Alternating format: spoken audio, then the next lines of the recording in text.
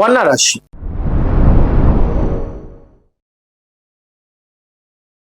আপনাদের জন্য হঠাৎ পরিবর্তনের ইঙ্গিত দেখা যাচ্ছে।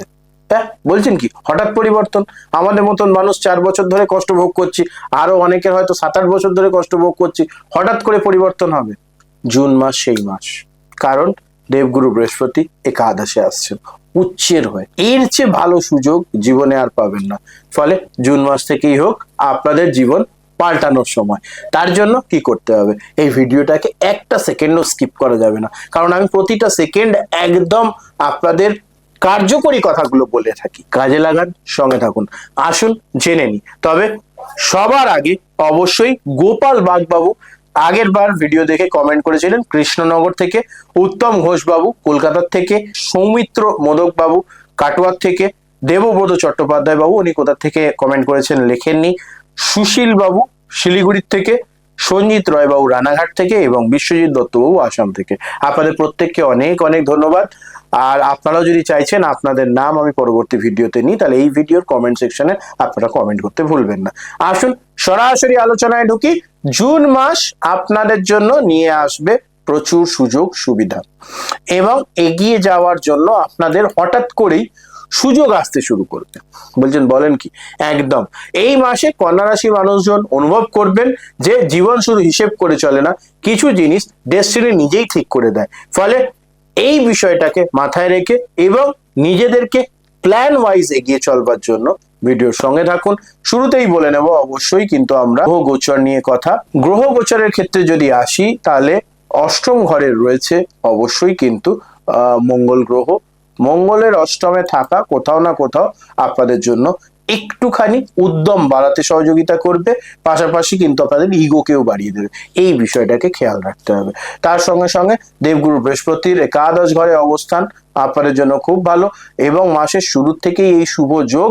তার সঙ্গে সঙ্গে সপ্তম ঘরে মীন রাশিতে থাকতে চলেছেন অবশ্যই শনি গ্রহ, রাহু ষষ্ঠ ঘরে কুম্ভ রাশিতে এবং কেতু দ্বাদশ ঘরে সিংহ রাশিতে থাকতে চলেছেন।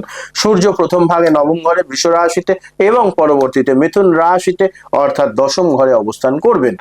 আর ঠিক একইভাবে বুধ গ্রহ কিন্তু দশম ও একাদশ ঘরকে অ্যাক্টিভেট করবে সময় সময় এবং তার সঙ্গে সঙ্গে শুক্র গ্রহ নবম এবং দশম ঘরকে শুভ প্রভাব দিয়ে আপনাদের জীবনকে এগিয়ে নিয়ে যাবে। ফলে এই পজিটিভিটি যাতে আপনাদের লাইফে থাকে তার জন্য প্রয়াস করুন। একাদশ ঘরের উচ্চস্থ বৃহস্পতি পিওর গেইনের যোগ তৈরি করবে। অবশ্যই networking, social media, audience, influence, recognition সব কিছু এক্সপ্যান্ড করবে। কিন্তু অষ্টম ঘরের মঙ্গল কিন্তু আপনাদেরকে জানাবে অত দ্রুত নয়, একটু ধৈর্য ধরে প্ল্যান ওয়াইজ এগোতে হবে। এই বিষয়টি মাথায় রাখুন। চলে আসবো সরাসরি এবার কেরিয়ার নিয়ে আলোচনায়। কেরিয়ারের ক্ষেত্রে জুন 2026 কন্যা রাশির জন্য অত্যন্ত পাওয়ারফুল এবং দশম ঘরে সূর্য বুধ পরবর্তীকালে শুক্রের প্রভাবে আপনাদের ভিজিবিলিটি এন্ড ভার্নাবিলিটি দুটোই বাড়বে। খেয়াল রাখবেন আমি ভিজিবিলিটি আর ভার্নাবিলিটি দুটোর কথা বলেছি।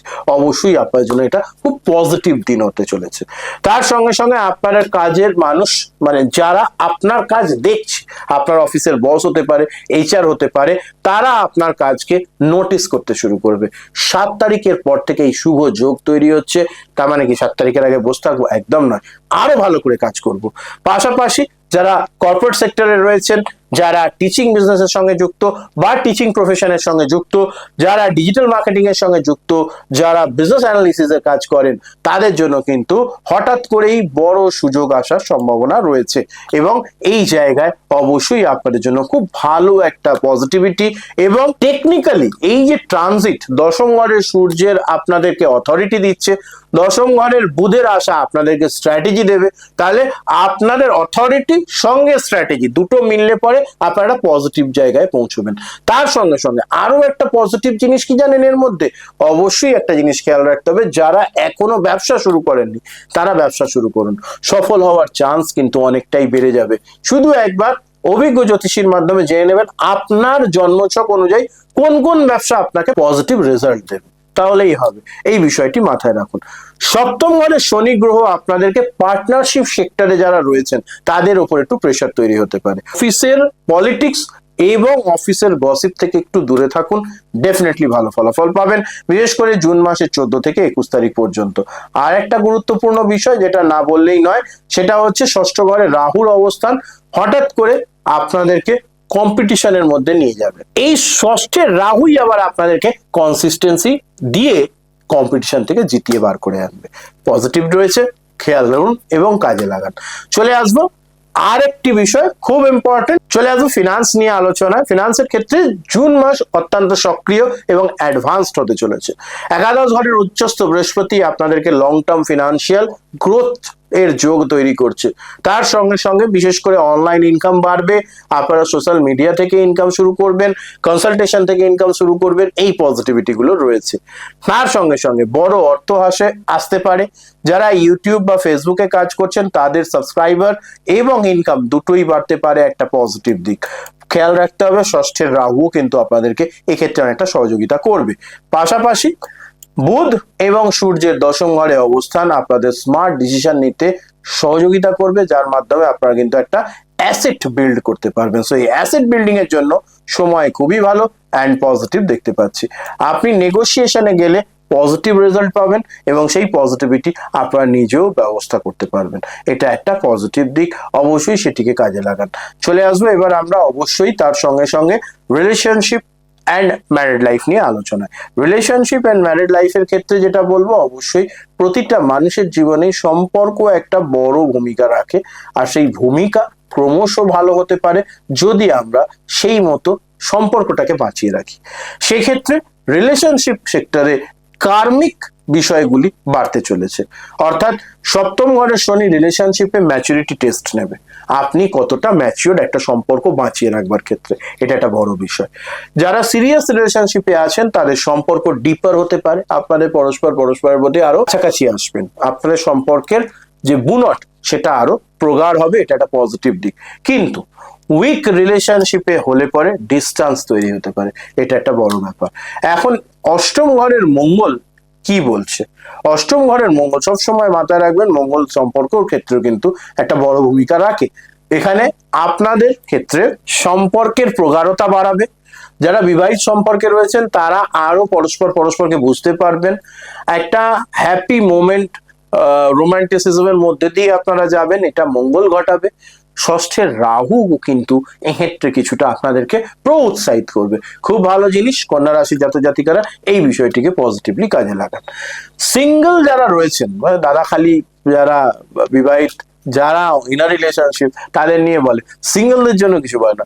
সিঙ্গেল কন্যা রাশির মানুষ যারা রয়েছেন তাদের জীবনে হঠাৎ করেই আপনাদের কাউকে ভালো লাগতে পারে।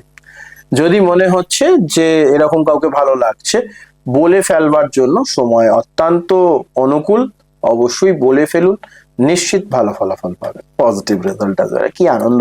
অবশ্যই আবার হঠাৎ করেই গভীর কাউকে কানেক্ট করে ফেলবেন এবং তার সঙ্গে মনে হবে জীবনটা চলা যায়। অবশ্যই ভগবানের কৃপা সহক আপনাদের উপরে এবং রিলেশনশিপ এগিয়ে চলুক। চলে আসবো অবশ্যই, কিন্তু এবার আমরা চলে আসবো এবার এডুকেশন নিয়ে আলোচনা। এডুকেশনের ক্ষেত্রে স্টুডেন্টদের জন্য জুন খুব পাওয়ারফুল লার্নিং ফেজে আপনাদেরকে নিয়ে যাবে। দশম ঘরের বুধ ইন্টেলিজেন্স নিয়ে আসবে এবং প্র্যাকটিক্যাল থিঙ্কিং বাড়াবে।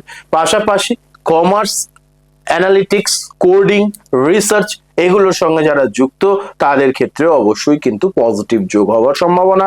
যারা থিসিস লিখছেন, পিএইচডি করছেন, তাদের জন্য হঠাৎ করেই সুন্দর যোগ তৈরি হবে এবং দেখবেন সমস্ত সমস্যার সমাধান হয়ে গিয়ে আপনারা এগিয়ে চলতে পারছেন। এইসব ফিল্ডের স্টুডেন্টরা বেনিফিট পাবেন এবং ষষ্ঠ ঘরের রাহু কিন্তু কম্পিটিটিভ এক্সামে আপনাদেরকে খুব ভালো পজিশন দিতে চলেছে। অবশ্যই এটা কাজে লাগান এবং তার সঙ্গে সঙ্গে যত সময় যাবে তত পজিটিভিটি আসতে শুরু করবে। অবশ্যই সেই বিষয়টি আপনাদেরকে খেয়াল করতে হবে যে গ্রহ আমাদেরকে পজিটিভ রাখছে, আমাদেরকে আরো পজিটিভ হতে হবে, ব্যাস তাহলেই হবে।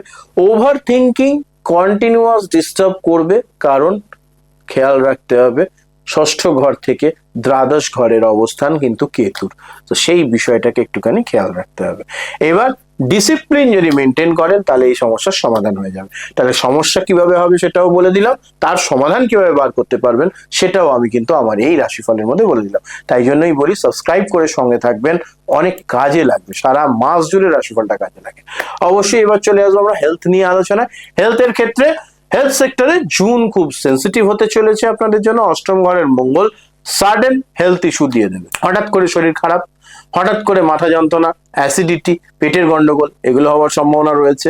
যাদের হঠাৎ করে ব্লাড প্রেশার বারবার সমস্যা রয়েছে বা ব্লাড প্রেশারের ওষুধ খেতে হয় তারা একটু সতর্ক থাকুন। তার সঙ্গে সঙ্গে রাতে তাড়াতাড়ি ঘুমোতে যাওয়ার চেষ্টা করুন, কারণ ষষ্ঠের রাহু রাতে ঘুমোতে দেবে না। মানে এটা তো একদম ঠিক বলেছেন, আমি ঠিকই বলি। রাতে ঘুম কন্যা রাশির জাতক জাতিকারা লাস্ট 1 বছর ধরে হ্যাম্পার হচ্ছে। কিছু কিছু মানুষের তার আগের থেকে হচ্ছে, বাট ম্যাক্সিমাম মানুষের লাস্ট 1 বছর ধরে রাতে ঘুমানো যাওয়ার ক্ষেত্রে বড় সমস্যা ফেস করছেন। সে 8 বছরের বাচ্চাও হতে পারে, 80 বছরের বয়স্ক মানুষও হতে পারে। তার কারণ কিন্তু রাহু গ্রহের ষষ্ঠে উপস্থিতি। চেষ্টা করুন একটু হেলথি লাইফস্টাইলে থাকতে, তেল ঝাল মশলা জাতীয় খাবার একটু কম করতে। এটা ডাক্তারও বলে থাকে, আমি আরেকবার মনে করিয়ে দিচ্ছি, আর কিছুই না। বাস তাহলেই হবে, ঠিক আছে। কারণ দিনের শেষে শরীর ভালো থাকলে মনও ভালো থাকে, কাজ করতেও মন লাগে। অবশ্যই বিষয়টিকে মাথায় রাখুন। চলে আসবো এবার আমরা অবশ্যই ভ্রমণ নিয়ে আলোচনায়।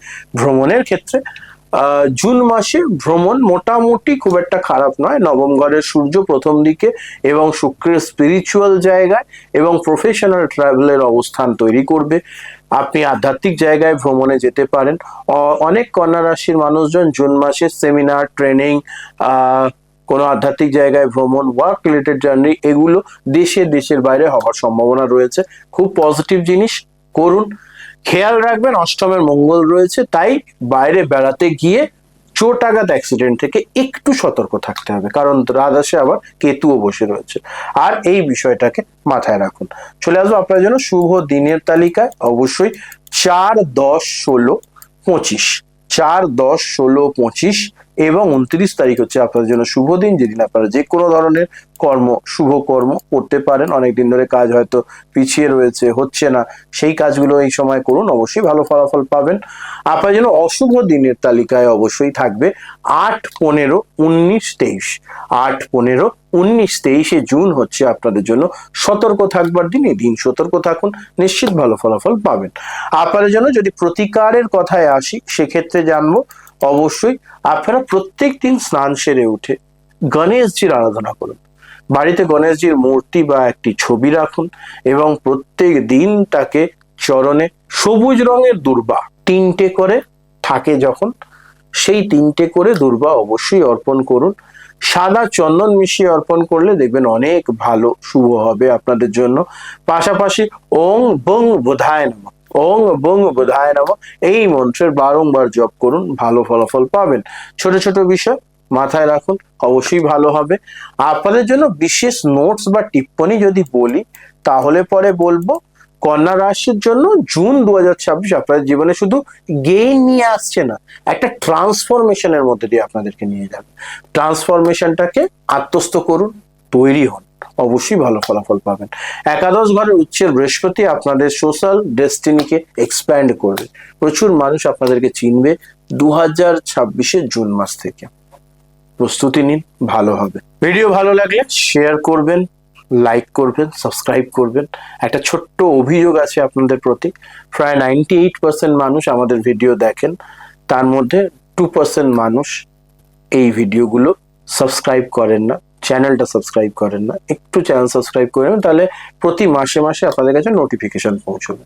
চ্যানেল সাবস্ক্রাইব করে বেল আইকন টিপে দেবেন। নিজের পরিবারের অন্য রাশির জাতক জাতিকাদের সঙ্গে এই প্লেলিস্টটা শেয়ার করে দেবেন। প্লেলিস্টটা ডেসক্রিপশনে থাকবে। সকলে ভালো থাকুন, সুস্থ থাকুন। নমস্কার, হর হর মহাদেব।